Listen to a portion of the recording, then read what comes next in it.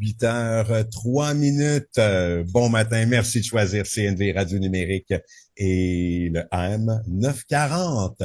Martin Simon, Simon avec un C est avec nous. Martin Simon du F1 Podcast. Salut Martin, comment ça va?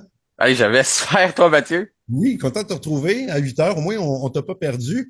Bon, là, faut que je commence avec ça. On a plein de choses à se parler. Il faut qu'on se parle de l'Autriche. Faut qu'on se parle de Silverstone. Silverstone qu'on voit justement dans le film F1 avec Brad Pitt. Moi, j'ai bien aimé. J'ai trouvé ça là, un parfait divertissement. C'est sûr qu'on avait le réalisateur de Top Gun, donc des images de vitesse dans le cockpit, ça va vite. Ça, on était là. Toi, as-tu aimé le film en tant que fervent amateur? Moi, j'étais un néophyte de la F1, puis ça m'a satisfait. J'étais content de voir les visages que je connaissais, les coureurs, les pilotes, les propriétaires, les gens des équipes. Mais toi, là, comme connaisseur, t'en as pensé quoi? Eh bien, Mathieu, le verdict est tombé. J'ai été conquis par cette production de Jerry Bruckheimer. J'en reviens pas à quel point que, je te dirais, le premier sentiment que j'ai eu en l'écoutant, en le regardant, c'est d'être fier. J'étais Ouais. fier de ce qu'on a fait, de ce qu'on a présenté. C'est une passion, la F1, tu la ressens. On est déjà rendu à une 16e chronique ensemble. Ouais. Tu vois à quel point que c'est quelque chose auquel je vibre. C'est un sport qui vient me chercher. Puis d'aller au cinéma, de voir ça sur écran géant. Je suis allé en AVX. J'ai été accompagné par mon père, qui est aussi un amateur de F1, puis les années à Gilles Villeneuve, Mhm. et de vraiment voir ce qu'on a réussi à accomplir. Je te dirais que j'étais pas nerveux quand j'ai vu qu'on a mis notre saut. On en avait déjà discuté ensemble, le fait de mettre le nom F1, qu'on n'a pas décidé. Tu sais, le projet au début s'appelait Apex GP. On avait été avec des Ouais. alternatives de nom, mais quand j'ai vu que la F1 a autorisé qu'on utilise, qu'on y est vraiment en cours de dire F1, le film, ça, dans ce sens-là, pour moi, c'était un saut d'approbation. Mais on ne sait jamais. Des fois, il y a des gens qui réalisent des films qui pensent qu'on a quelque chose de bon, mais lorsque ça arrive au cinéma, c'est pas nécessairement aussi concret. Je pensais pas, il y a quelques semaines de ça à peine, lorsqu'on parlait de succès, là, de véritable coup de circuit pour la F1, c'était la série Drive to Survive sur Netflix. Ouais. J'ai l'impression, après avoir vu le film, qu'on a réussi à battre ça. Quelque chose qui semblait invraisemblable, mais quand je veux dire de réaliser une infopub pour le sport, pour moi, là, on a réussi à battre ce qu'on avait fait avec Drive to Survive, là. Mais c'est encore plus accessible et avec C'est beaucoup ça. de visibilité, là. C'est le film de l'été avec Brad Pitt, Drive to Survive.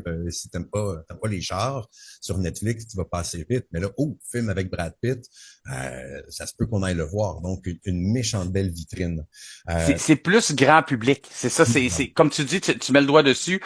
Même si on a réussi à trouver une façon d'intégrer les gens avec cette série-là sur Netflix, le film vient vraiment chercher un plus grand public. Il y avait de tous les. J'étais allé toi aussi au cinéma, tu t'es déplacé. Il y avait vraiment de tous les genres, de tous les âges, de tous il y avait vraiment beaucoup de personnes, que ce soit amateurs de Formule 1 ou peut-être néophytes. Donc pour moi là, comme je te dis, j'aurais jamais pensé dire ça, mais on a réussi à battre ce qu'on avait accompli avec Drive to Survive. Les chiffres ne mentent pas non plus lorsqu'on voit que en date du 1er juillet, on avait été chercher 72,6 millions de revenus aux États-Unis, au Canada. On parle de 89,3 millions ailleurs dans le monde pour un total là, dans un peu plus de 162 millions. Ça, c'est en date du 1er juillet. On a sûrement déjà battu ça, bien entendu. C'est un record pour un film sportif au cinéma. C'est aussi un record pour les films de Brad Pitt, qui a quand même une très longue carrière. Mais n'a jamais eu un film qui a connu un aussi grand succès après le premier week-end. Donc c'est facile de dire aujourd'hui qu'on va être capable d'avoir un film qui a été rentable. On avait déboursé des sommes records, là, comme on avait dit, dans des grandes productions du style de Avatar, les Avengers ou même Star Wars. Donc, toutes ces choses-là. On va rentrer dans notre argent. Donc, c'est un succès pour tout le monde, pour la F1 et tout ça. Est-ce qu'on peut critiquer certaines scènes du film? Est-ce qu'on peut décider de regarder ça d'un œil un peu plus avec une spécialité et ces choses-là? Bien sûr, mais c'est du cinéma. Quel film on ne peut pas regarder et trouver des choses douteuses? Je fais appel aux gens là, dans le temps qui ont écouté le film des Mighty Ducks, là, qui a été un franc succès dans le hockey. Je pense qu'on peut en trouver des erreurs là-dedans aussi ou oui, des c'est choses qui sont un peu invraisemblables. on va Sauf que pas le but, regarder. C'est ça. Le grand V, on fait le grand V, c'est ça. On l'a jamais vu dans un match de hockey, le grand V encore, mais quand même, ça l'a marqué l'imaginaire, toutes ces choses-là. Donc, c'est pour ça que je me garde quand même une gêne sur aller commencer à critiquer ce qu'on a accompli. Puis ce que je trouve qu'on a fait qui était brillant, c'est de toucher il y a plusieurs surfaces à la F1, le côté, le volet stratégique, le volet physique aussi. On a vu l'entraînement des pilotes. Tu sais, je veux pas commencer à divulguer tout le film puis brûler un peu la magie pour les auditeurs, mais moi personnellement, j'ai trouvé qu'on a vraiment réussi à intégrer du vocabulaire de Formule 1, voir les surfaces, le côté stratégique, le côté, c'est vraiment tous les angles de ce sport-là, le parc fermé. Je sais pas si tu te rappelles, mais à un certain moment, on voit la fameuse housse qui est sur la voiture avec les cadenas, là, les seaux par la FIA. Ça, c'est après les séances de qualification qu'on fait ça. Donc, des fois, c'était des petits détails qui peut-être passaient inaperçus pour certaines personnes, mais pour les personnes qui connaissent plus ça, ou même venir piquer la curiosité de dire quelqu'un, ah, je savais pas qu'il faisait ça, pourquoi qu'il y a une housse sur la voiture. Donc, ça vient susciter des questions aussi sur des gens qui n'ont pas nécessairement ces connaissances-là ou qui n'ont pas, qui commencent dans la F1. Donc, j'en reviens pas à quel point qu'on a vraiment bien réussi ça. Je te le dis encore, mon sentiment que j'avais, c'est la fierté. J'étais fier de ce qu'on a accompli du sport que j'aime tant. Fait qu'un un amateur et connaisseur de longue date aime ça, un amateur néophyte nouveau qui s'essaye aime ça, les cinéphiles vont aimer ça, donc c'est réussi Mais pour. toi, comment tu l'as trouvé, toi? Parce que ça m'intéresse de savoir, on dirait que ça m'intéresse encore plus de savoir comment, justement, les gens qui apprennent sur la F1, qui commencent à s'intéresser à ça, toi, tu as trouvé ça comment en général, là? Ben, en termes de divertissement, c'était parfait. Une couple de répliques un peu cheesy, là, mais flying. Bon, mais sinon, non, c'est un excellent divertissement, mais tout le long, j'avais hâte à notre chronique à savoir ce que, bon, ça, là, quand il passe à travers, quand il fait ça, quand il magane l'aileron, là, ça, est-ce que c'est crédible, réel, ou est-ce qu'on a tiré l'élastique au maximum? Mais j'ai été autant servi comme cinéphile que comme amateur du dimanche, justement. Donc, ouais, non, moi, j'ai vraiment parfaitement été servi. Ben, je te dirais pour répondre à ta question, c'est le même sentiment que j'avais de dire on a essayé de rester dans la limite du possible. L'élastique était il y a certains moments elle est vraiment vraiment étiré, mais encore là, c'est Hollywood, on veut aller si on faisait juste des courses standards qu'on voit à la télévision le dimanche, c'est pas pareil. Il faut vraiment qu'on c'est toujours amplifié au cinéma puis ces choses-là, sauf que j'ai quand même trouvé qu'on a fait attention de ne pas trop l'étirer pour pas que ça vienne nous casser dans la face cet élastique là parce que si on l'avait étiré un peu trop ça aurait fait décrocher des gens, moi probablement le premier, de dire comme non, ça n'a pas de bon sens. Puis pour moi, c'est important de dire, si tu veux présenter ton produit et aller chercher des nouveaux adeptes, tu peux pas le dénaturer non plus. Faut que ça ressemble quand même à ce que les gens risquent de voir le dimanche lors d'un Grand Prix. Je te dis pas qu'on va voir en fin de semaine du côté de Silverstone quelqu'un faire les manœuvres que Brad Pitt a faites, sauf que on peut quand même se rapprocher de ça à certains moments. Pour moi, c'est ça, c'est important de dire, si tu veux vraiment présenter, quand on fait une publicité, on veut pas faire de la publicité trompeuse, hein.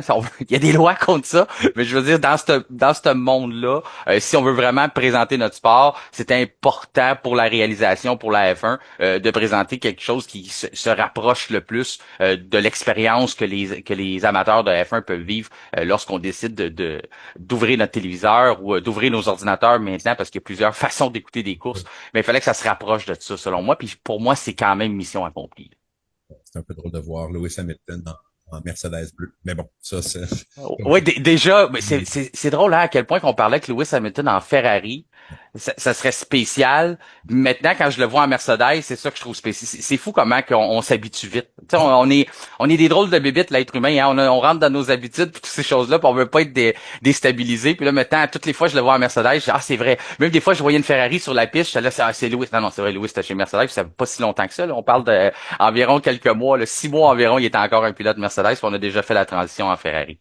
Ouais, c'est ça. On s'habitue vite. Et là, on passe au monde réel et les écuries de la F1 vont devoir s'habituer à une nouvelle date au calendrier. Ben, c'est une date qui est en place depuis déjà certaines années. C'est dans cette vision-là de Liberty Media de créer une certaine parité en Formule 1. On veut un spectacle, on veut quelque chose qui est plus paritaire, c'est le bon mot. Lorsqu'on regarde les anciennes saisons, justement, une écurie comme Mercedes que tu mentionnais, on était capable de débourser jusqu'à 400 à 500 millions sur notre voiture, sur notre développement. Justement, Mhm. dans le film, on l'a bien fait. Hein. On a vu hein, la partie de développement d'une voiture avec la soufflerie, toutes ces Ouais. choses-là. Ça, je salue encore une fois qu'on a pris le temps de montrer ça qu'il y a plusieurs volets, là. Il y a plusieurs combats, on l'a déjà parlé ici. La guerre du développement, la guerre en piste, c'est là que ça se passe. Mais on l'a vu dans le film, puis ça, c'est un vrai, c'est quelque chose qui est non négligeable dans le sport. Et lorsqu'on regarde dans le temps qu'on était capable de débourser des 400-500 millions, on était capable d'avoir de la soufflerie qui roulait 24 heures sur 24. Là, maintenant, c'est révolu. On travaille plus comme ça en F1. On limite le temps de développement de chaque écurie et on fonctionne un peu comme dans les autres sports. On vient récompenser la médiocrité d'une certaine façon. Plus que tu es loin au classement, ben plus de temps que tu as à mettre sur ta voiture et à la développer. Et plus que et à l'inverse, lorsque tu es bon puis que tu es la première écurie au classement, maintenant c'est McLaren, ben à ce moment-là, nous autres, on a moins de temps pour développer notre voiture. Ce que ça fait, c'est que on prend le classement du 1er janvier et on garde ça pour les premiers 6 mois de la saison. Et le 1er juillet, pendant que nous, les Canadiens, on célèbre la fête du Canada, certains en profitent pour déménager, certains font profitent de leur journée de congé de leur façon. C'est une fête qu'on fête de façon bien différente, indépendamment où ce qu'on est. Mais pendant ce temps-là, en F1, nous, le 1er juillet, ben, ce qu'on fait, c'est qu'on réorganise le partage du développement. Donc maintenant, pour ce qui est de McLaren, ça reste pareil puisqu'on était déjà premier. Ferrari deuxième, ça reste pareil. Mercedes va perdre 5% de développement. Red Bull va en gagner 5%. Quand on regarde Red Bull, on en a bien besoin avec ce qui se passe présentement. Williams, eux autres, on se retrouve parmi les plus grands perdants parce que comme on était plus loin au classement le 1er janvier, mais on a bien fait depuis le début de la saison, ben on est pénalisé en quelque sorte parce qu'on va perdre 20% de notre temps de développement. Pas on va perdre, on l'a déjà perdu puisque on est passé la date du 1er juillet. Et pour du côté de Racing Bulls, ben on perd 10%. Du côté d'Aston Martin, une écurie un peu plus locale ici qu'on regarde avec son propriétaire montréalais, on va en gagner 15, Sauber va en perdre 5 et les plus grands gagnants dans tout ça, c'est l'écurie française Alpine qui se retrouve maintenant au dernier rang. Mais on gagne 20% par rapport à ce qu'on avait en début de saison. Est-ce qu'on va être capable d'utiliser ça pour la nouvelle réglementation qui s'en vient en 2026? Il y a beaucoup d'équipes qui vont tenter de se mettre ça en poche et de travailler plutôt sur la voiture de 2026 à la place de travailler sur celle de 2025. Est-ce que Red Bull va travailler sur ses voitures? Parce que là, l'Autriche, est-ce que c'est devenu du royaume Red Bull, le royaume McLaren? Je vais te dire franchement, là, en fin de semaine, c'était fascinant de voir les voitures orange papaye de l'écurie McLaren, mais c'était aussi épeurant. Épeurant de voir l'évolution d'ingénierie qu'on a dans ces voitures-là. Je t'explique le contexte. Il fait extrêmement chaud. La température n'est pas nécessairement propice à toutes ces voitures-là. On essaie de trouver des façons de garder, préserver les pneus, pendant que toutes les écuries travaillent à contrôler, à garder ces fameuses gommes-là dans les bonnes températures pour pas venir les user ou les gâcher. Ben, on a les deux McLaren qui se battent à l'avant comme si on avait des pneus à l'infini sur nos voitures puis qu'il n'y avait pas de problème, nous autres. On n'a pas besoin de gérer ça. On est capable de rouler à l'avant de tout le monde. On a vraiment trouvé quelque chose du côté de McLaren qui nous aide à ménager ou à contrôler notre température, que ce soit à l'avant, mais spécialement sur le train arrière.